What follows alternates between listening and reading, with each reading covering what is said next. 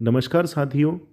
आज इस छोटे से सेशन में ये समझने का प्रयास करेंगे कि Bharat United nation security council का स्थायी सदस्य क्यों नहीं बन पा रहा है और लोग पूर्व प्रधानमंत्री पंडित जवाहरलाल नेहरू को इसका जिम्मेदार क्यों मानते हैं।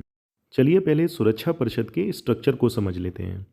इसमें 15 सदस्य होते हैं, जिसमें से 5 स्थायी सदस्य होते हैं जो हैं चीन, फ्रांस, रूस, ब्रिटेन और अमेरिका। 10 अस्थायी सदस्य होते हैं जो 2 सालों के लिए नियुक्त किए जाते हैं। भारत भी इसका एक अस्थायी सदस्य है, जिसकी सदस्यता इसी साल नवंबर 2022 में समाप्त हो जाएगी। सुरक्षा परिषद का मुख्य उद्देश्य होता है विश्व की शांति और सुरक्षा को बनाए रखना।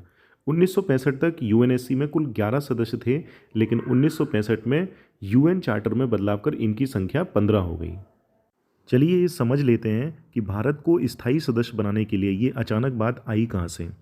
दरअसल अभी संयुक्त राष्ट्र की आम सभा का 77वां सेशन चल रहा है, जो कहाँ पे चल रहा है, न्यूयॉर्क में।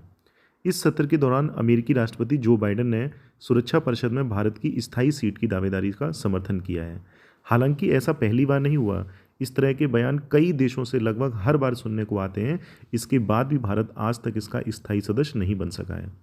इसकी 2 सबसे बड़ी वजह हैं। पहली वजह है चीन, तो दूसरी वजह है सीटों में बदलाव के लिए यूएन चार्टर में संशोधन। चीन बना है सबसे बड़ा रोड़ा। क्यों बना है, चलिए जानते हैं।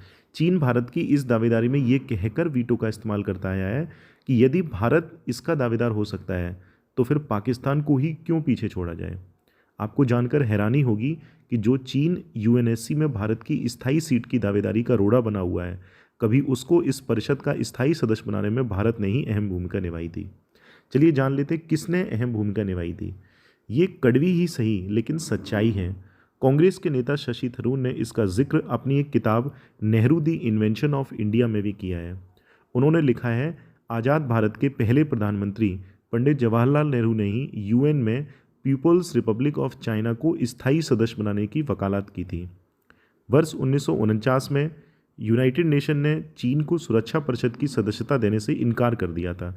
1950 में भारत चीन की इस पक्ष में वकालत करने वाला सबसे बड़ा समर्थक था।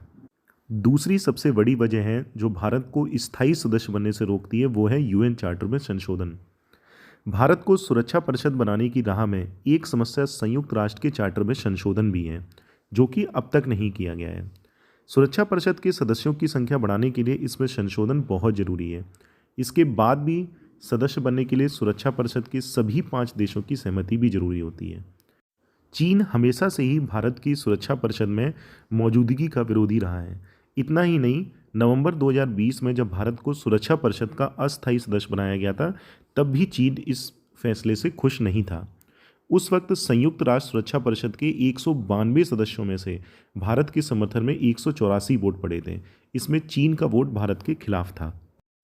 हाँ, एक जानकारी और, क्या आप जानते हैं कि जो स्थायी सदस्यों के पास वीटो पावर होती है वो क्या होती है? आप ये मान के चलिए कि अगर सारे यूनाइटेड नेशन सिक्योरिटी काउंसिल के देश किसी चीज़ को सहमति दे भी दें और अगर उन 5 स्थायी सदस्यों में से किसी एक ने भी मना कर दिया तो वो पारित नहीं होता है। ये होती है स्थायी सदस्यों की वीटो की पावर। आशा करते हैं आपको ये सेशन अच्छा लगा होगा, तो कृपया चैनल को सब्सक्राइब करें और वीडियो को ज़्यादा से ज़्यादा शेयर करें। धन्यवाद।